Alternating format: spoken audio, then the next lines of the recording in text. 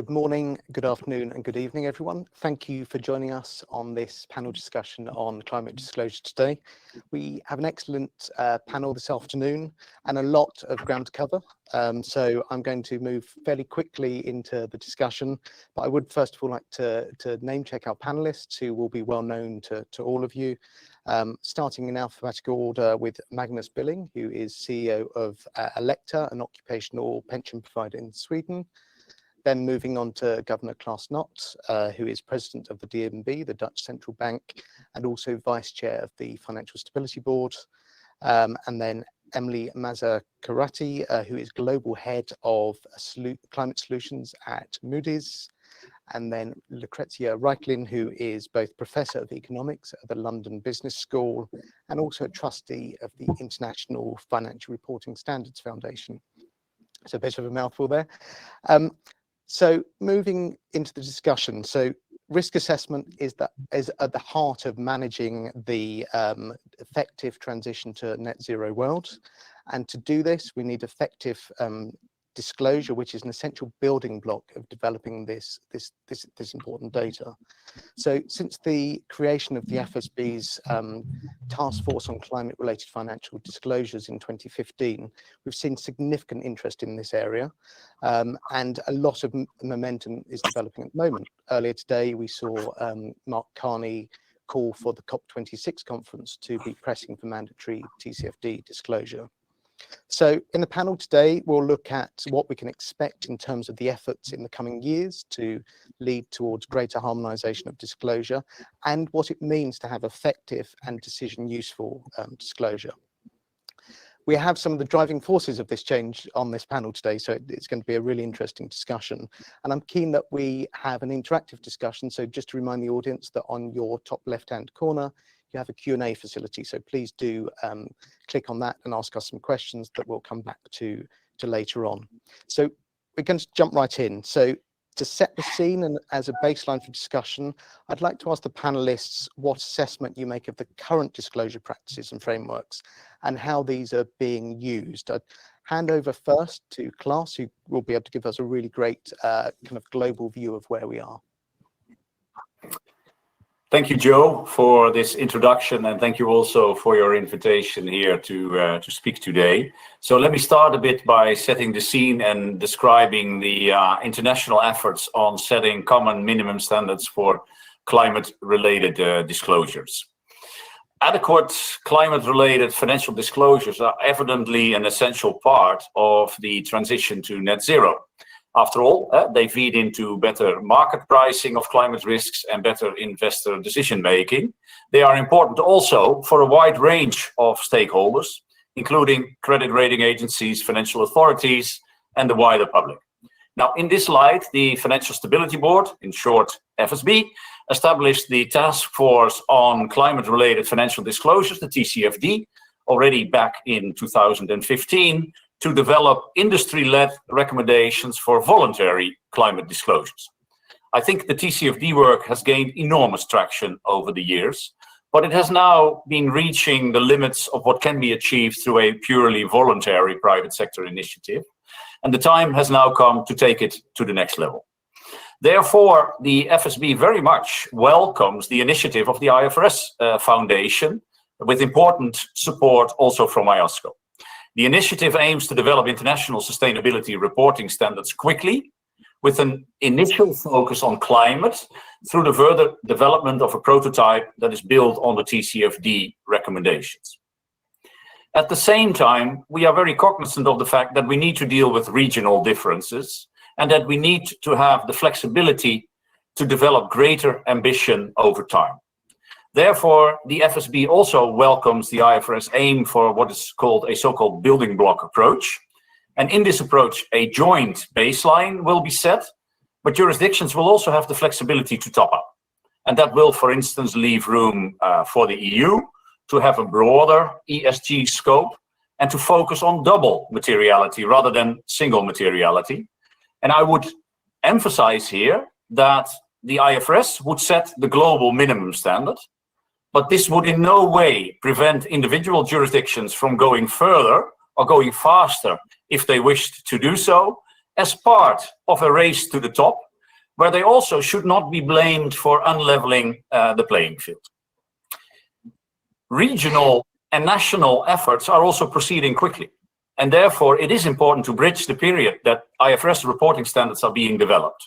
And this way we can sort of prevent inconsistent requirements from being already hardwired into the system and thereby hard to correct later on. The FSB is currently working on this bridge. It identifies, if possible, good practices in national and regional approaches that promote the consistent use of TCFD recommendations as the basis for climate-related disclosures. Insights from these efforts will come together in an FSB report for the July G20 meeting. And this report will address ways to promote consistent high-quality climate disclosures in line, again, with the recommendations of the TCFD. I believe that the FSB is uniquely placed to act as this bridge between the IFRS work on disclosure and other important efforts that are ongoing at the national, at the regional, and at the international level in the run-up to COP26 later this year. The report requested by the G20 gives an opportunity to amplify the IFRS work and encourage support at the political level.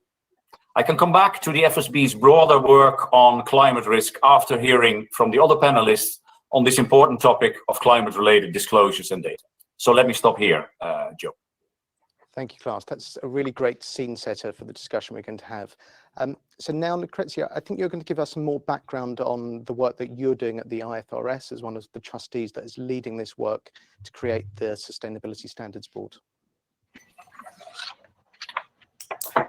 Thank you, Joel, and thank you very much for the invitation of this great conference. So very good initiative. I'm very happy to be part of it. And let me start from what Klaas said. The TCFD has done very important work, and this is, the FSB has to be commended for having, encouraged the formation of the TCFD. But these are voluntary climate disclosures, so we need to move to the next step. And what is the next level? To move from recommendations to standards to implement, just so from recommendation to implementation of the standards and maintenance also and development of the standards. And let me say that in order to reach this goal, which is very ambitious, and so it should not be under-evaluated, there are 3 requirements for success. The first one is that we have to recognize that there are already standards all over the place. Actually, we are in a situation in which in the past years, several organizations have done a lot of work in providing standards which companies have adopted in different degrees and so on. And here I'm referring to the work of SASB, CDP, CDSP. I mean, there are all these acronyms and I apologize for that. This has been very useful, but actually one of the complaints from investors is that it's a very confusing landscape. So we need to consolidate. And this, without consolidation, there will be greenwashing. So the IFRS has an important role in this consolidation process. Consolidation cannot just come bottom up. So we are acting now as a consolidator with a structured engagement with all these organizations. And we're actually formed working groups in which we are working on prototypes that these organizations have designed. So we are enhancing these prototypes, by, discussing together with the input also key jurisdictions, and important is input also of the IOSCO. And I will talk a little bit more about that later. So this is the first requirement of success, consolidation in a structured way. Second requirement, we need a clear architecture linking global standard to national standard in a coherent way. And Klaas has already talked about that. But I want to put emphasis on this issue because although it seems, simple, it's not simple at all. And there is quite a lot of confusion also about what we mean by achieving global standards. So let me stress one thing. At the national level, for Europe, the EU, but at the jurisdictional level, the definition of sustainability reporting standards will be set inevitably in relationship with public policy objectives. And these are, related to a process which involves, parliaments, laws, and so on. And this inevitably will be national jurisdiction specifics. So these standards will always be led by jurisdiction.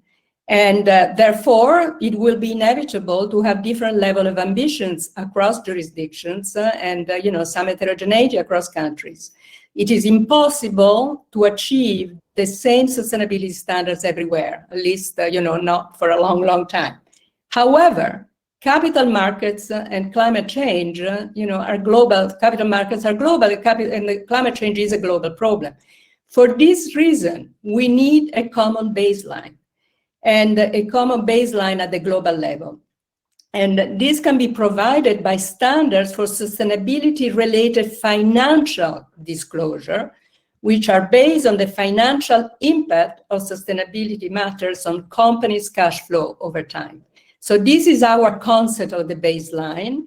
The focus here will be on enterprise values rather than public policy, because we would never be legitimate to set standards in relation to public policy objectives. And by the way, this focus on enterprise values is also the focus of the TCFD. This is why there is a natural evolution from what the TCFD has done and what we're trying to achieve. Now, this distinction is at the core of this building block approach that we're proposing, which is, and I will return to that later. Okay, so that's the second requirement of success.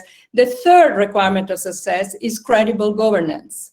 So in particular, we need, a standard setter, a global standard setter, which is independent, which would provide, standards in a transparent way and could be accountable. So now, in a recent publication that the IFRS has issued, which had an incredible number of responses, what came out as a very strong message is that investor, regulators, company want globally comparable standards. They also want consolidation, and they also think that this is urgent. Most respondents also said that the IFRS Foundation is well placed to deliver this because of its governance. And let me stress, what are the features of our governance? First of all, we have the oversight by public authority through a monitoring board, which includes security regulators and Minister of Finance, for some jurisdictions, including the EU. Second, independent trustees, which, who are independent, so they are the guarantors of this of the independence. And the third, the connectivity with financial accounting, so that the IFRS Foundation in these three-tier structures, in which we have, the monitoring board, the independent trustees, and the technical standard setter board, the ISB. These three-tier structures, seems to be, also the ideal structure if we want to add to the financial stability board, to the financial accounting board, also a sustainability board. So this consultation, therefore, has inspired us to go ahead with this project, and we have set some targets. We would, our objective is to form a new sustainability standard setting board to operate independent but connected way with the ISB. And but I want to stress that we are demand driven. We are responding to a consultation, so we are aiming to form these boards in November. But requirement for this will be, of course, convincing support by the global financial institutions and regulators and the major jurisdictions. Thank you. That's really helpful. In fact, I think now is a great time to move from the public to the private, talking about financial institutions, and to talk to Magnus, and to talk to you really as both a data provider and a data user, in terms of what you see at the moment in terms of climate disclosure and the issues that we've been talking about so far. So over to you, Magnus. Well, thank you very much for having me here today, and it's a great privilege, and I'm thrilled to be part of this very important topic and to discuss it. Just to correct, we are not providing any data. We're an occupational pension fund. We manage about $100 billion US. So I will take the investor point of view. And if you bear with me, I will start a little bit with the fiduciary duty from our point of view when we serve our 3 million customers. What is our fiduciary duty as an investor? Well, in brief, it is to deliver a good pension that can provide for a decent life as a pensioner in 30, 40 years in the future. And I think it's very important to underline the timeline here because it creates an opportunity for us to consider the sustainability and climate risk in both an opportunity point of view, but obviously also from a risk perspective. It's a possibility for us, but it's also important to ensure the value for our customers. So this means that we are under an obligation to invest for the long term and in a manner that meaningfully contribute to an environment in which our customers enjoy a well-deserved good life as a pensioner. And this obligation provides the opportunity for us as an investor. And this opportunity we try to capture by using the competitive edge that we have by investing for the long term and leveraging the power of compounded interest. We can thereby be reasonably unconcerned about the short-term market volatility, which I think is a good feature also talking about climate risk, opportunities and risk connected to that. And we're also able to invest with scale and hence create meaningful positive impact. And the scalability of the investment is of fundamental importance for the creation of long-term customer value, as long as it can be done in a cost-efficiently manner. We know the significant depletion effects that high cost and fees will have on the pension capital over a very long period of time. And based on this fiduciary duty and how we look upon it, we have adopted an investment model rooted in fundamental analysis. And in a nutshell, we seek to identify investments in world-class companies that we believe have a future-proof business model or a concrete and trustworthy plan to transition into a future-proof business model that is able to generate strong positive cash flows in a sustainable way for a time period that matches the liability side in our balance sheet, i.e. around 30, 40 years into the future. This investment model that we have adopted and is by its nature very dependent upon fairly large portion of qualitative data. And the dependence upon quality data has significantly grown in the last 5 years, I would say, as focus has sharpened on climate risk and following also our promise to our customers to ensure a net zero portfolio by 2050. And despite our experience and knowledge of integrating qualitative data into investment process, there are clearly challenges with qualitative climate forward-looking data. Challenges that today hinder the proper integration of climate risk and opportunity consideration into the portfolio manager's day-to-day investment work. And the reason for this are predominantly the climate data features of inconsistency, lack of consolidated harmonized standardization, lack of reporting level, and also lack of comparability. I'm therefore very encouraged to have listened to some of the speakers today and all the initiatives that have been mentioned. And I'm a strong supporter of that next step of more regulatory and policy push towards improved quality of data to procure relevance, reliability, and comparability. I believe strongly that it's paramount for us in order to ensure that the mainstreaming of pension funds investment, like Alecta, for example, be put in place in order for us to have a reasonable opportunity and chance to reach the net zero goal in 2050. Thank you very much. Thank you, Magnus. That's a really interesting insight. I think it's interesting as well when we go over to Emilie, who has clients that are very different in kind of scope, and the fact that I believe you're both focused, Emilie, more on quantitative data and physical risk. So we've got a nice balance here. So I'll hand over to you so you can set out some of the challenges that you face in the work that you're doing with clients on disclosure at the moment. Thanks, Joe, and thanks for having me. And I will gladly take on the data provider hat in this instance to talk a little bit about what it is that we see the market needs from the perspective of large banks, insurers, asset managers. And the first thing that I'll note is that the most important thing that they need is what's been discussed: globally comparable standards, common international requirements.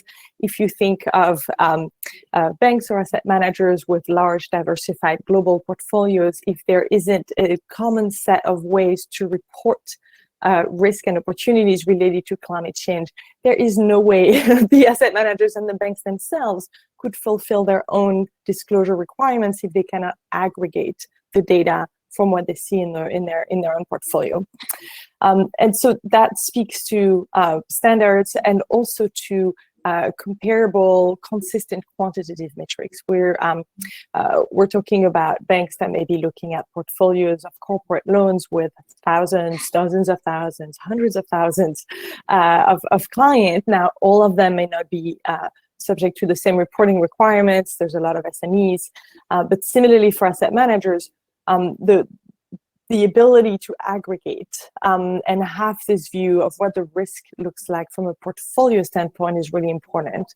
And that calls for more quantitative metrics, as of course, processing qualitative data in an intelligent manner at scale is very challenging. And that's not to say we don't need qualitative data, we also need it, but we need a good balance. The other thing that we think the market need and strive to provide is making sure that the data related to climate risk and opportunities is directly integrated into the metrics that they use to do business, to make decisions, to select assets and manage their risk and develop new products. So we're talking about integrating climate into, for example, probability of default, into value at risk, into a range of metrics so that the impact can be immediately quantified in terms of dollars or concrete measurable impact on the risk profile in a way that maybe just aggregating carbon footprint, for example, wouldn't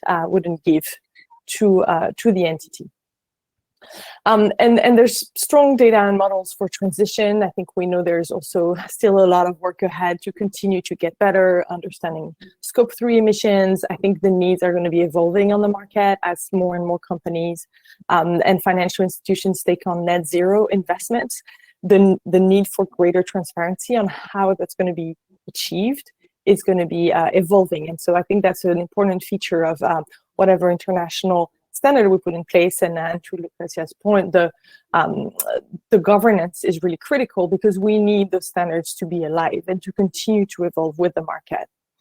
And then you mentioned physical risk, and this is one that I see as an aspect that maybe hasn't gotten as much attention. It was not in the initial guidance released by the TCFD.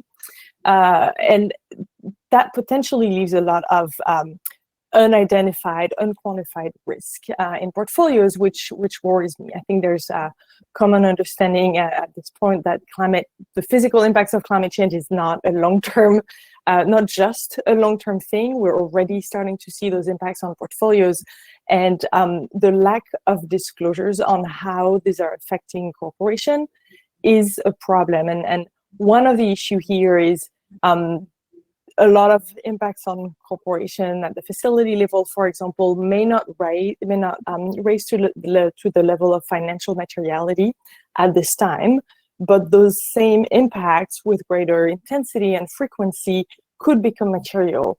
But we lack that visibility into how those impacts are manifesting today because they may not hit the materiality threshold. So I think there are things that could be done to help bring more transparency, and I understand we'll talk to that later in this panel. Thank you, Emilie. So I think we've got a very clear baseline. We know where we are, and I think you're all furiously agreeing with each other as well, which is nice to see.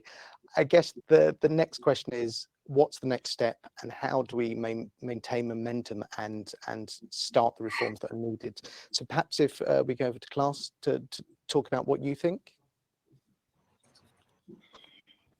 Yeah, I think, thank you, Joe. I mean, in this context, it's important to realize that the FSB's work to promote climate disclosures is actually part of its broader work to develop a coordinated roadmap, a forward-looking roadmap to address climate-related financial risks.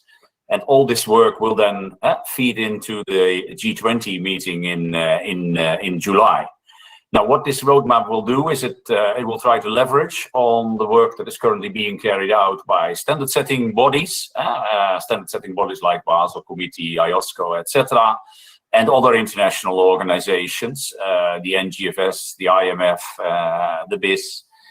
And at the same time, what it will also do is try to identify vulnerabilities and build consensus on ways forward, making use of the broad range of financial authorities that are all gathered in the FSB membership. Remember, the FSB is a broad church. We have finance ministries, we have supervisory authorities, we have central banks, we have international organizations. So I think that's one of its strengths. Which should also allow us to then to promote very quick progress and to make sure, of course, that we move efficiently toward our common goals. We can do so by sharpening focus, by amplifying important messages, and by identifying areas where agreement has been or is within reach.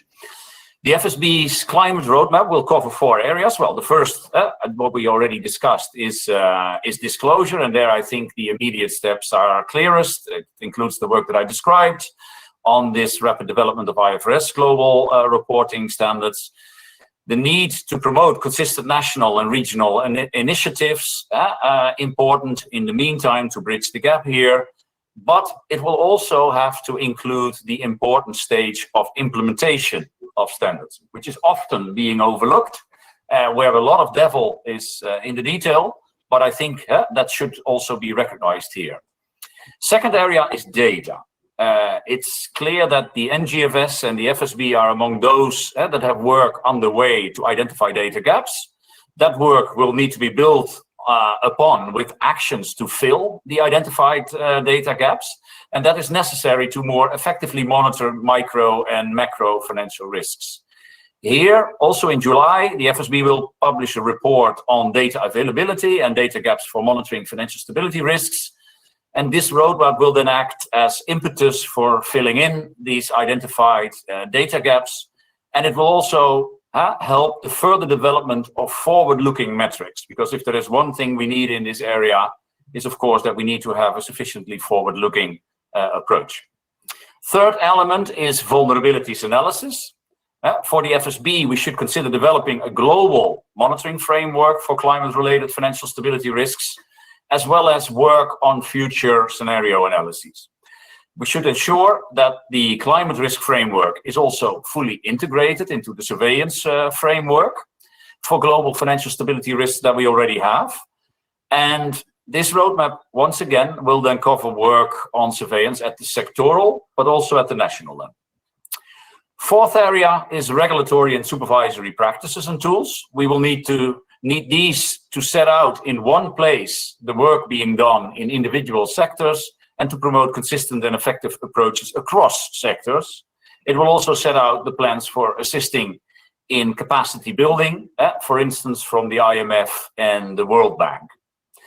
The forthcoming FSB roadmap will show how all these steps fit together. And when looking at disclosure, it's good to be mindful that the work will not stop after the development of a global set of standards, but in many ways, it will be only just beginning, I would argue. In order to build such a standard, we will need the efforts not only from financial authorities, but also from all different sides of both the corporate and the financial sectors. I'm confident that we will continue to work closely together with the other panelists and with many other representatives from the financial sector when it comes to implementing these globally harmonized climate-related disclosure standards once they've been developed. So let me stop here, Joe. That's great, thank you. So Lucrezia, perhaps you could give us some more detail about how you're going to move forward in terms of developing the standards and kind of what the key points will be in terms of maintaining momentum as well, because we know that there's a loss of momentum behind these reforms. Right. Yeah. Let me focus on disclosure, which is just which is our area, just one piece of the puzzle. And let's, we have set, we've been, following the consultation. We have set up now a couple of working groups, in which we are engaging with other standard setters, jurisdiction, and the regulators, and in particular with the IOSCO, in order to provide a running start for the new board, if this new board will be actually come to life, and the timeline is November at Glasgow COP26. To provide a running start is very important. Although we have to be mindful of the fact that the new standard board, the new board, will have to act independently. Okay, but we are aware of the fact that this is an urgent matter, so that so we want to provide as much as possible for the new board to build on. So the first strategic direction is that, okay, we're not starting from scratch. We are building on existing work, which has been important work, a lot of knowledge around. So we are working on both prototypes and also discussing about resources and financing and, all the essential steps that we need, to get going. Now, on prototype, we are enhancing what had been issued already from the Alliance of Standard Setters. And, it's basically 4 blocks, okay? So we want disclosure on on governance, okay? Information to understand the governance process related to climate issues. Strategy, so that's the second, okay? So including information on the business model, on how climate impact on the business model, on the plus and on the minus, also on the opportunities. And of course, the impact on the financial positions going forward, so also the medium and long-term horizon. Risk management is the third block, and then metrics and targets. And on metrics and targets, I want to reassure Emilie that we are also working on physical risk. We are aware that this has been, something lacking in previous recommendations, and also information on revenues by countries with more level of details in that area. Now, okay, so this is the work that the preparatory work that we are doing. We're also doing preparatory work in terms of forming a consultative group which would continue to exist in the steady state, which will give us the input of a jurisdiction and international organizations for what concerns, the needs for broad stakeholders beyond, just investors and companies. Okay, so that's the first block. The second thing is in terms of our strategy is trying to define precisely what we mean by focusing on enterprise value. So here there has been a lot of debate in this area about whether we should go for single materiality, so the impact of climate on the value of the firm, or double materiality, which is also the impact of companies on the environment. So although we focus on information that is material to the decision of investors, lenders, and other creditors, our concept is a bit broader, and we label it dynamic materiality. And this recognizes the fact that the impact of climate risk on future cash flows, it's important, but there is also an interaction between the company's impact on the planet and the planet impact on the value of the company. I mean, this is a little bit with, micro and macro prudentials, okay? There is always an element of feedbacks, and we have to be mindful of that. So in a way, this enterprise value perspective includes what somebody in this area has called the inside, outside, inside perspective. So in other words, a company's impact on its stakeholders in turn affect also its own risk and opportunity. So there is a rebound effect. Now, the other important keyword here is dynamic.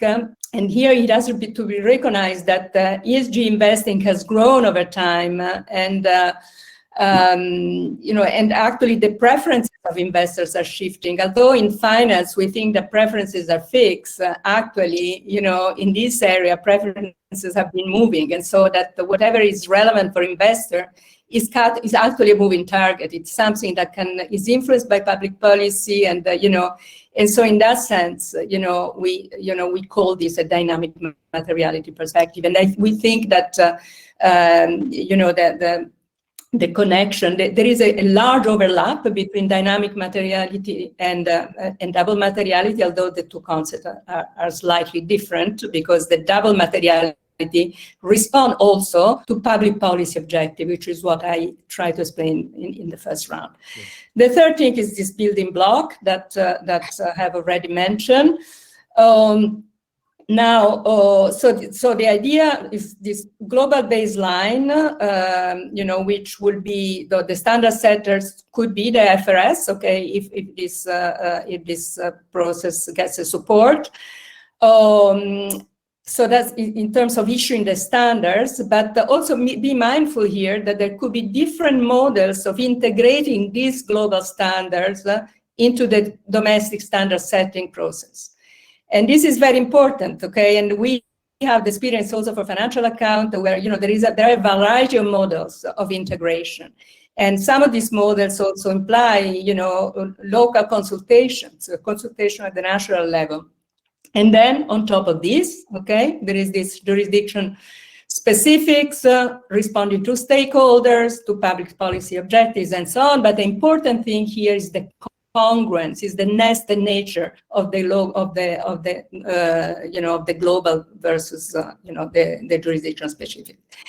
Let me stress again, achieving this is not easy. This concept is supported by all of you in this discussion, but it's not necessarily supported by the big jurisdictions, which, for obvious reasons are afraid of losing control of this process. So clearly, we need to listen to everybody because some of these concerns are actually justified.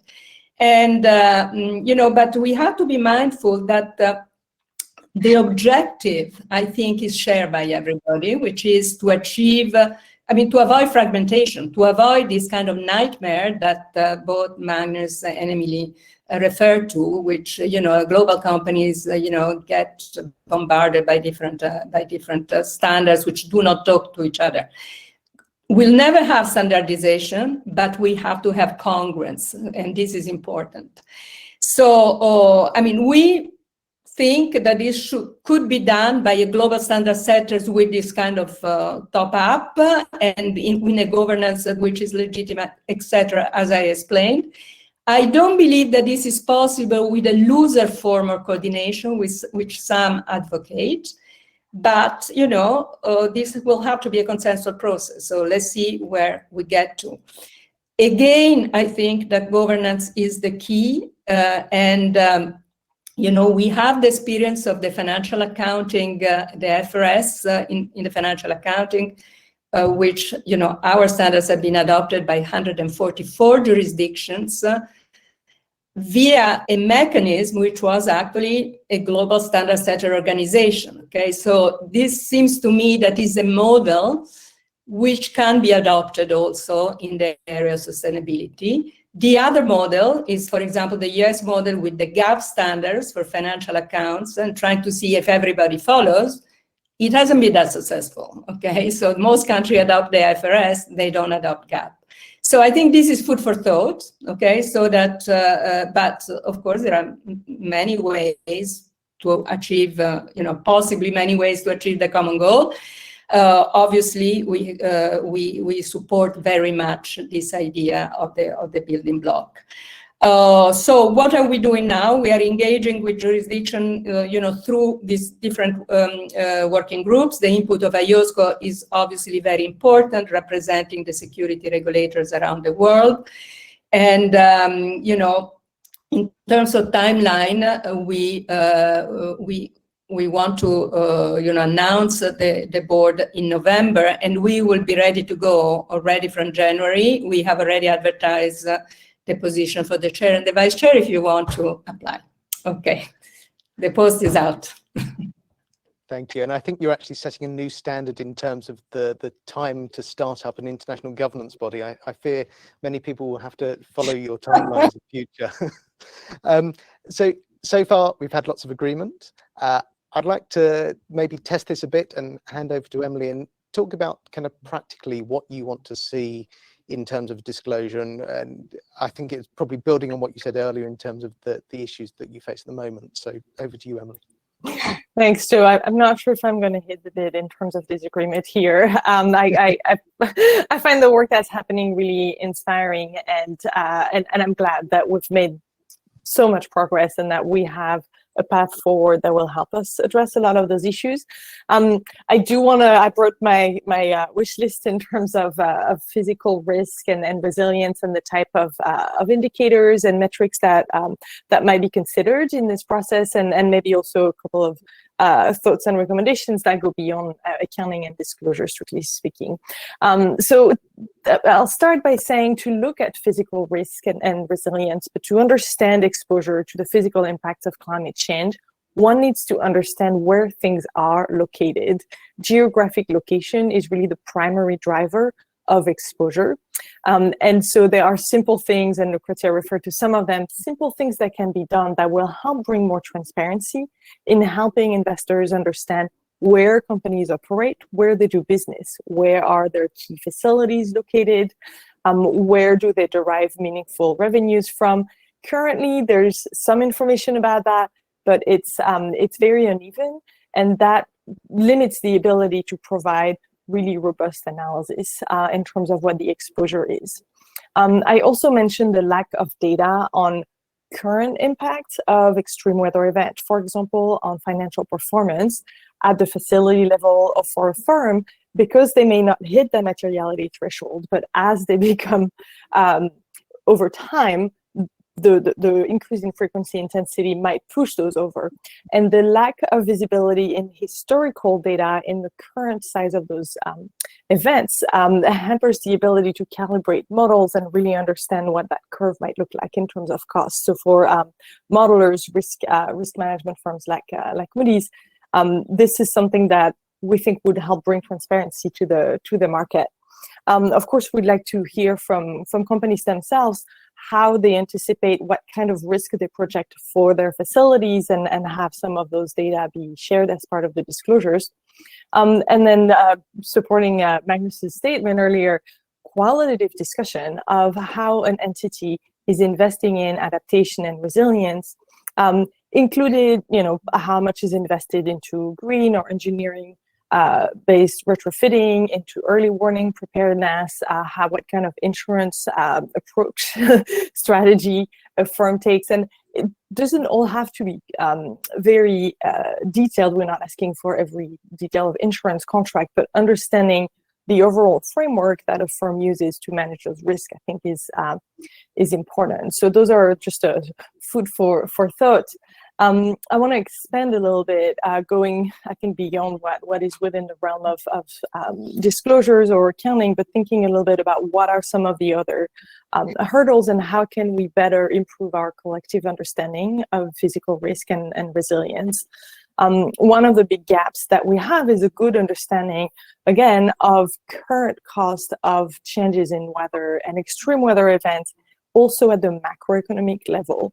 The data is reported in a very fragmented fashion. There is no agreed upon standards by which countries should report what kind of event and how those events may have affected economic outcomes. And so that's something for us as a community of practitioners to think about is there a way to better coordinate, support, provide standards around sharing this basic economic data in a way that, again, will help us improve our collective understanding of the economic cost of climate change going forward.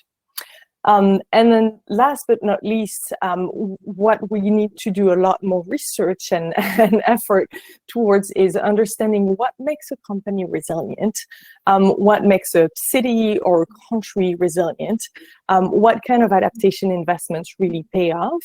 And there is a dual materiality or maybe a dynamic materiality component here as well, because it's not just about protecting the firm and erecting big walls to protect a particular asset. It's also how can a company be responsible in its adaptation and work with communities, with its suppliers, with its employees, work to protect the environment, to enhance social equity, all of which will reinforce its own resilience by reinforcing resilience of society. And so thinking about how we can, over time, develop standards for what it means to be resilient, to be adapted. How do we quantify the benefits of adaptation? It can start simple. There's work happening right now looking to establish standards for buildings. That's the most simple unit. Of course, it's much more complicated when looking at a whole corporation or city or country. It's much more complex. But this is, from my perspective, one of the big frontiers that's ahead, and that working towards a common understanding of what works and what doesn't, and how we can represent those positive impacts on adaptation is what will help make the world more resilient as well. That's great, thank you. And Magnus, obviously, we talked earlier about the fact that you are looking at it from more of a kind of qualitative perspective. I just wondered whether you could say what you would be looking for in terms of the disclosure standards as they move forward. Yeah, I mentioned a little bit about the quality issues in my earlier statement, and I took the approach from bottom up, from a portfolio management perspective. But we are also doing it from top down. We're stress testing our portfolio on an annual basis based on a number of climate scenarios, 1.5, 2 degrees, and so forth. And the conclusions that we draw from that is three things: reporting level, the quality of the data, and a carbon price. We use to summarize it, we discount a carbon price from 2040 to today, and obviously we get to different market value compared to what the market price is showing today. And for us, that's a very important stimuli to work with engagement with the companies that we own. That's part of our DNA, to engage with a company, to support them over a long period of time. Now, if you look at the reporting level of these 100 companies that we focus on equities, then it's similar to what you see in the S&P 500 today, around 20%. Obviously, that's an issue. We need to increase that level to something else than the 20% level. And I'm talking about scope 1, scope 2, scope 3 disclosure. If you look at the quality, I think the quality on scope 1 and scope 2 from the companies that are disclosing today, it's useful. We can work with that. We can make assessment. We can integrate that into the investment process. But as soon as you step into scope 3, the quality is too poor to do anything about. So that's an area where I think policymakers can support us in improving the quality, and also supporting in increasing the reporting level that we talked about earlier. The second part, or the third part, is obviously the carbon price. I mean, today, if you look at the research, at least the way we interpret it, you find a spread of somewhere between $140 per ton up all the way to $850 per ton if you're going to reach 1.5 degree. That spread is not very helpful for practitioner investors if you're discounting that back from 2040, for example. And if you look at the market price today in Europe, the ETS, I think, stands at something a little bit above 50 euros today. It's a significant increase, but it's quite far away from the 140 or 850 US dollars that the researchers are telling us that we need to use. So that's a critical part for us to get in place. So that's the equity part. And I think it's a little bit different story if you look at the credit side, because the duration of these instruments is obviously quite short in its character, and so the impact on the environment on the specific instrument is difficult to measure, I think. And I think the credit agencies could have a role to play to extend the investor's view on these instruments in order to truly capture the impact that financing have on the environment.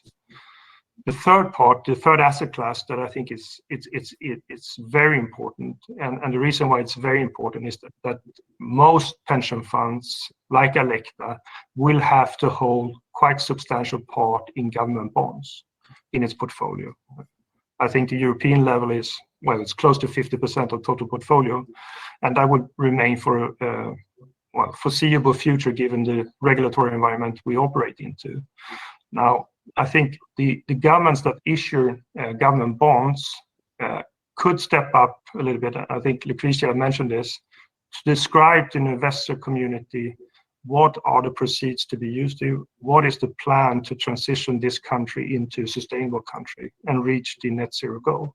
That would be extremely helpful for us. And I think we're starting to see a trend in that in the green bond market space. I think the market has matured sufficiently.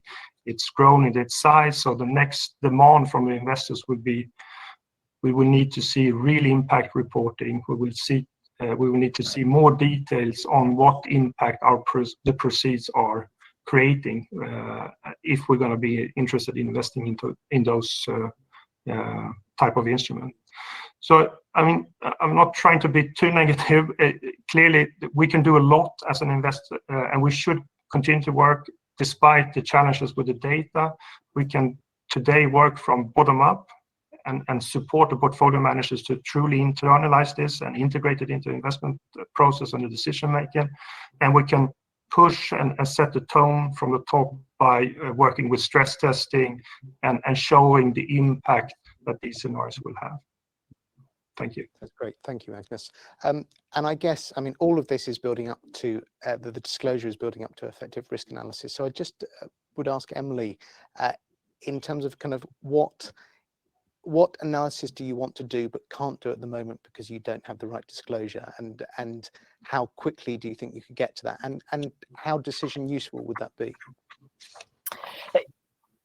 So the work that we do right now is focused on integrating the impacts of climate change into existing models used by banks, insurance, asset managers, right? So into macroeconomic models, into credit risk models to produce climate-adjusted PDs for the probability of default for a range of asset classes, into equity valuation models. And the piece, I think, and I suspect the panelists will agree with me, I think we're able to get a decent view of what the risk exposure is, the sort of the gross exposure. The question is all about the mitigants. What's the company's strategy? What is it really putting in place? OPEX, CAPEX, other changes to the business model and the overall approach in terms of both transition and physical risk. And I think that's something that we're going to be constantly improving and looking to integrate better data and insights into the model so that we can fine-tune the view of how that will translate in terms of financial impacts. That's great, thank you. We'll go to audience questions shortly, so just a reminder that you can use the Q&A on the left-hand side to ask a question. But before we do, I just wanted to ask one question. So from a policy perspective, this work is about integrating disclosure at a global level. But obviously, one of the key points here with disclosure is effective audit. So I just wondered what the panelists' views are in terms of audit and where we need to go and what steps there will be to ensure that there's an effective audit process in place as well.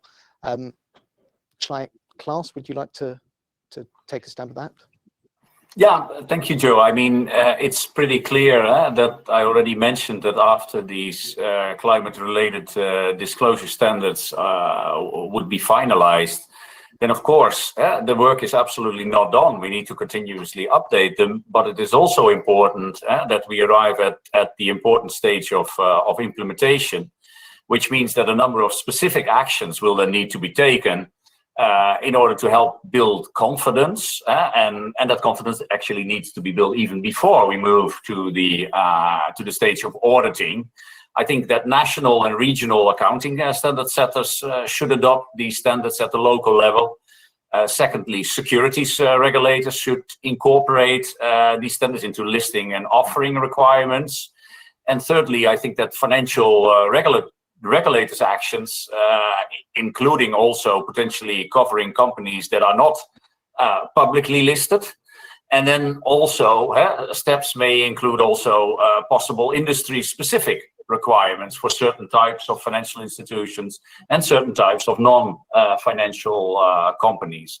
And then, of course, we will have the crucial additional step, the delivery of a comprehensive international auditing and assurance framework.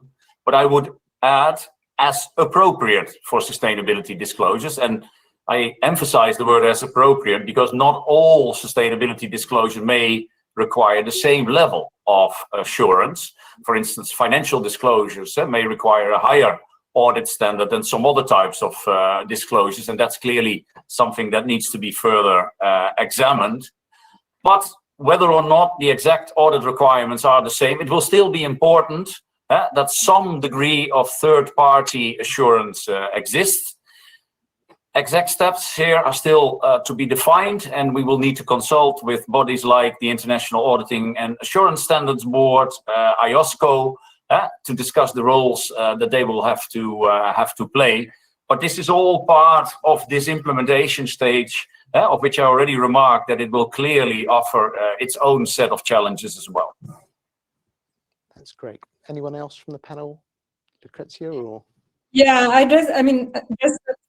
I would just say that, as trustees, we have agreed that the aspiration should be to achieve the same quality and level of assurance that we have achieved for financial. Now, for this reason, we are already engaging with the auditing community and with audit regulators in this preparatory work that I have described. And this is part of our preparatory work. And it's just at the beginning with the auditors, but this is an essential part of it.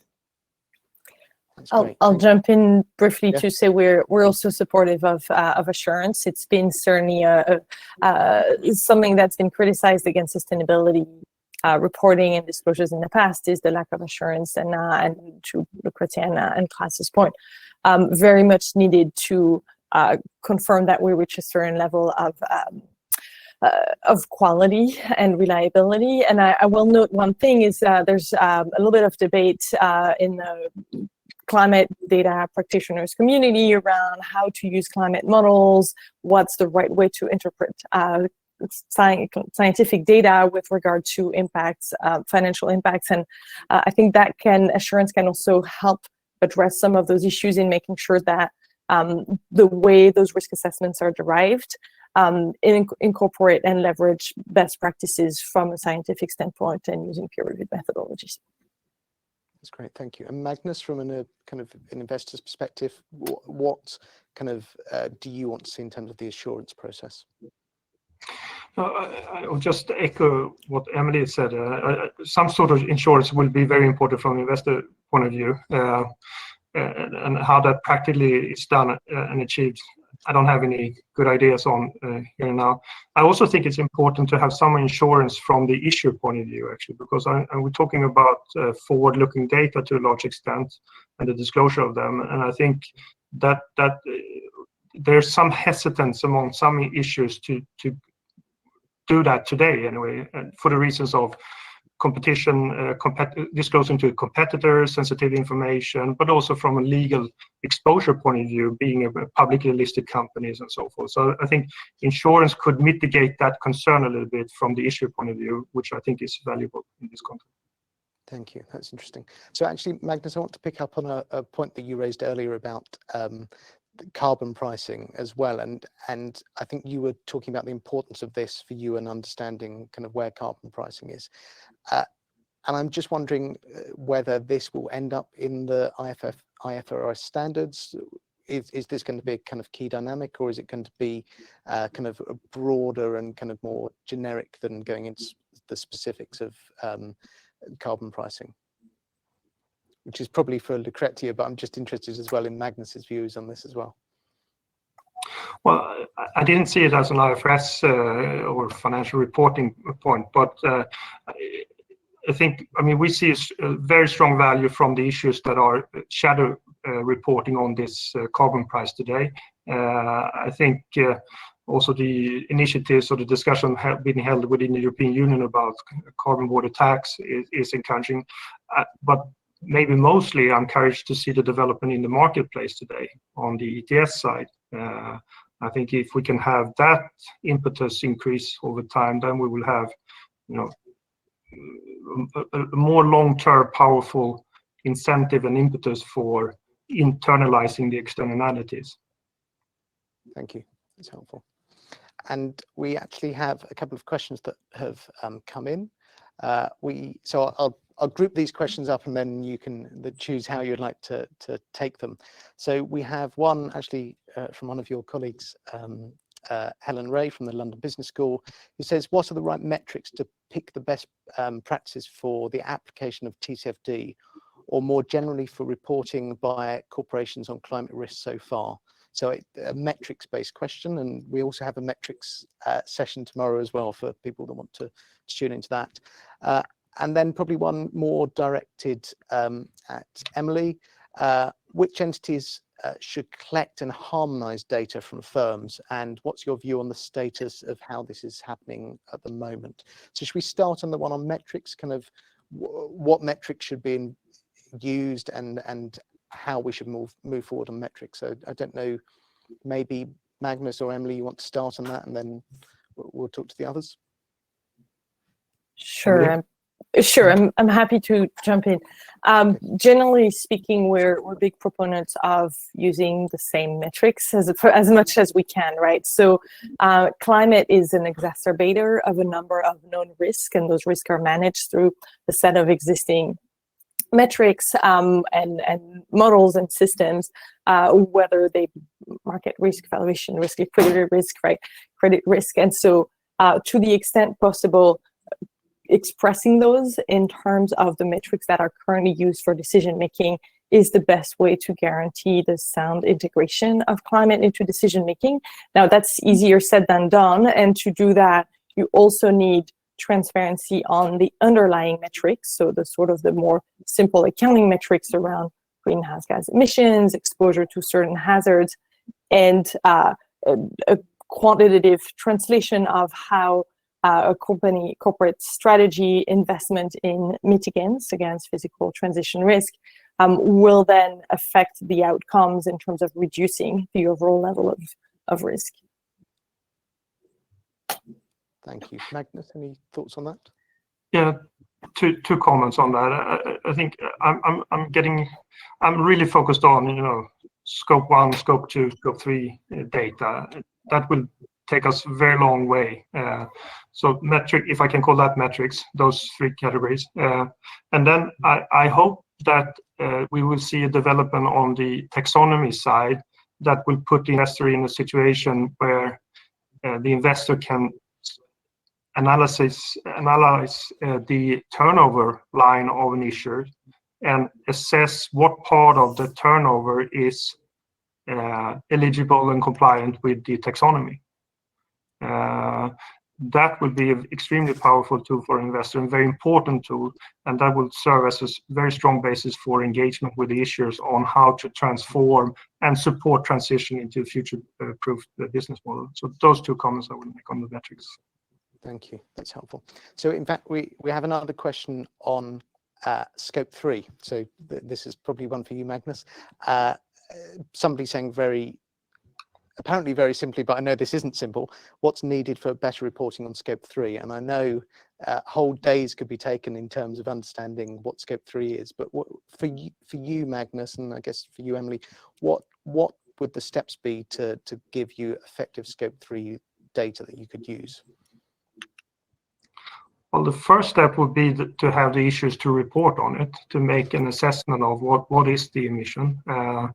It's interesting our experience when we do the stress testing, we were surprised to see that of the companies that are disclosing scope 3, they are usually not downplaying it. They are trying to really to disclose the actual scope 3 emissions they have, and we could see that some of the data providers' estimations of scope 3 emissions were significantly lower than what the actual issuer was disclosing. So I think that would be extremely helpful to just get the reporting level on scope 3 up, and I think that will take us a long way. And then we need to find a way to ensure the double counting, to take out the double counting. And maybe that's just a methodology of using a proxy for it. I don't know if it's feasible to get to a point where we actually can assess the actual scope 3 and avoid double counting. Yeah, that's a very, very challenging issue, the double counting. So reporting, of course, the one thing that I'll add that I think makes scope 3 very challenging for the reporters, for the issuers themselves, is understanding the complexity of supply chains, understanding what really happens. And we see this for climate, we see it for social issues, labor rights, child slavery, mining, environmental impacts, right? It's true of every ESG aspects that you look at. Corporations don't always have a good understanding of what and who they do business with, not only tier 1 but deeper in the supply chain. A large corporation can have over 100,000 suppliers. They don't know each of them personally.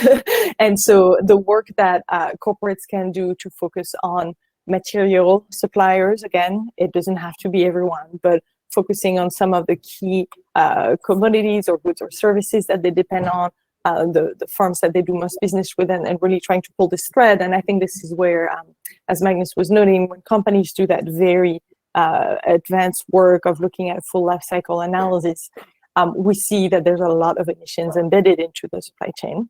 And do we, I think the question of double counting is also, are we assigning full responsibility to every entity that recognizes some scope 3 emissions, or is that a way to make sure that we get at every ton of carbon through a multiple faceted approach that will hopefully get us where we need to be in terms of reduction? Thanks, that's great. So we also had a question that is looking at basically what to do with the disclosure and whether there should be central repositories. I just wondered whether both from the private and public sector you have views on that, because obviously if the disclosure frameworks work, we can have a lot more data, but how can that be managed effectively? I don't know who wants to jump in here. Emilie, perhaps? Yeah, I want to give Lucrezia a chance to react as well. She may have a view. I'll say briefly that, we'll collect the data in whatever form it's provided. Certainly, we're supportive of having the data in a common repository in tabulated form, saves everybody a lot of time, and helps focus on the analysis of what those means rather than on the collection and the scraping of the data, which is not as interesting. But I'm sure there's plans for how that will be handled. I will support that. I mean, I'm getting my half of the FRS out and as a guest. I think that would be an obvious good idea. I mean, to have, to put data in common and but this is not for the FRS. But, yeah. And I also just wanted to return to a theme that you kind of raised earlier, all of the issues around double materiality. Take us back to actually some of the issues that led to the delay in moving forward with disclosure on materiality and concerns about disclosures, often driven by Disclosure Council. I just wonder whether you think now those issues have been addressed, that things have moved on, or as Mark Carney said, that was one of the drivers of the tragedy of the horizon. Have we moved beyond that? Are we kind of in a world in which corporates feel more comfortable disclosing these risks? I guess that's open to all of you. So maybe Magnus is a question for the company. This is a question for the companies. Are the companies more comfortable? Yeah. The company is more comfortable. I don't know. I guess. I think that for sure that Magnus, yes. I'm not sure that I actually understood your question, fully. What? It's about the concerns that companies previously had about disclosing climate risks and the risks that they would hit up against securities law issues. But obviously we've moved on a lot in the last few years. Kind of the investee companies that you talk to, are they concerned about disclosing climate risks now, or has that changed? Well, no, I think, I mean, we hold about more than 100 companies in our portfolio, so it's fairly few companies that we own shares in. So we become fairly large shareholders, and the discussion we have with them is now they want to disclose, and I think that the reason for that is more and more cost of capital. They are concerned that they are not attractive enough to raise the capital for the business at a reasonable price. So they want to accommodate. But there are, I would say, still some arguments that it's complex. Obviously, we talked about that. It's difficult. It takes a lot of resources from them. So they also looking for standardization and simplifications. And integration in the normal reporting cycles and processes they have, and some, I would argue, still are a little bit concerned about this forward-looking aspect. What does it mean for them when it comes to legal exposures, when it comes to disclosing maybe sensitive information to competitors? Generally speaking, they want to accommodate, they want to disclose, because they see the drive towards a lower cost of capital if they are considered to be operating a sustainable business model. Thank you. I can maybe add a little bit to that. One of the issues used to be, and I think continues to be a little bit, the first mover disadvantage of being the first to disclose might actually increase the risk of being penalized, right, for transparency. I also think we're moving towards a world where it's damned if you do, damned if you don't, right? If you don't disclose, then you're a laggard, and then that creates all kind of other issues with investors who are going to be pushing for greater disclosure. So I think we're seeing companies try to move across a sector around the same pace, so that they can try to set the standard for that sector and avoid having one stand out and maybe suffer from that first mover disadvantage. But all of that takes us back to the need for standards and common agreed requirements, so that we remove those those issues and focus on getting the right metrics and information out. That's great. We're actually. I think that my experience, I mean, from the feedback. Sorry. My experience from the feedbacks we got in the process of the consultation. I don't know, there is a delay. Should I talk? Go ahead, sorry. Okay, my experience from the consultation and the feedbacks we received is that actually, I mean, companies are moving, and there is stigma attached, if you don't move. On the other hand, there is a variety of opinions around there, and also, some backlash has, we also had recently, some negative noise, a preoccupation, for example, that the global standard would move too much towards a double materiality concept, which could be heavily politicized. So, I mean, this is not surprising that, in some quarters of, these preoccupations is voiced. And so this is, I mean, goes back to this issue of legitimacy, because, there are legal issues here, and that the standards have to be, so enterprise value, it's one concept, but double materiality linked to public policy objectives is a different concept, and beyond some jurisdictional specifics standards, the danger would be that you issue standards which lack legitimacy. So I mean, I think there are subtle problems there, and that we need to be mindful of these issues, especially legal.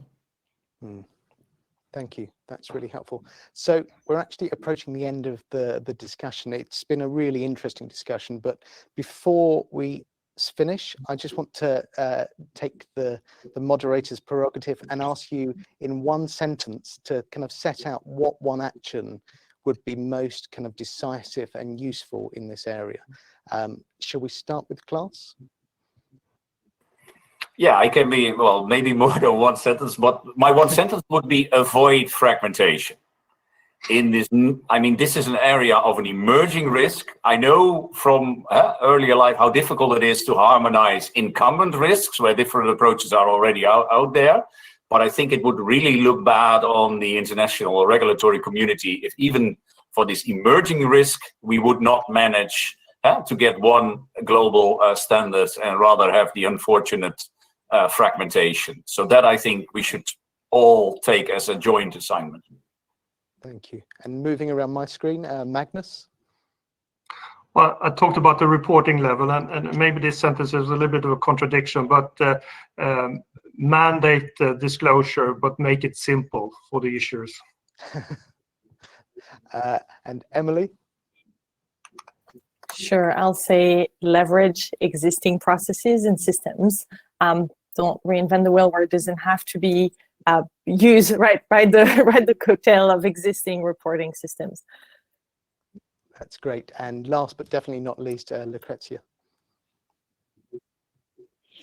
Yeah, so leverage on existing processes, but build the governance for this, for an infrastructure that would allow us to avoid fragmentation. And so it should not be, I think the infrastructure is needed, okay? Minimum infrastructure is needed for that. Thank you, that's great. I think we've managed to get to the end of this panel session and have no fragmentation amongst our panelists, which is very good. So I think that's it. I just have to tell the audience that, first of all, thank you to our panelists for a really interesting discussion, and that the next session begins at 17:45. And this session is best viewed on YouTube, not on the event platform. So thank you, and thank you to the panelists again. Thank you. Thank you very much. Thank you. Thanks. Thank you. Thank you. Bye-bye. Bye-bye.